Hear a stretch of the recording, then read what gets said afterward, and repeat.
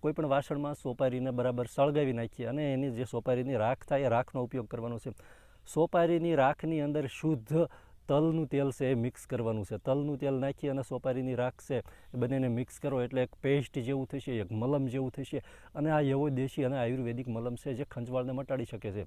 હવે આ ઉપચારની સાથે એક ડ્રિંક્સ પણ પીવાનું છે જેનાથી ખંજવાળ જડ મૂળથી મટી શકે અને ગમે તેવી ભયંકર ખંજવાળ હોય તો પણ મટી શકે.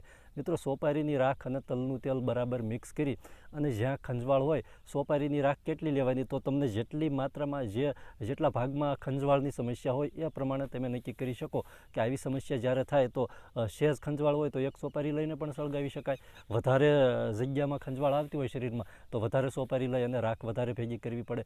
જેટલી જરૂરિયાત હોય એ પ્રમાણે સોપારીની રાખની અંદર તલનું તેલ મિક્સ કરી બરાબર મિક્સ કરી અને પેસ્ટ જેવું થાય અને દિવસમાં 3 થી 4 વખત લગાવવાનું. જ્યાં ખંજવાળ આવતી હોય ને એકદમ ઢીલી ને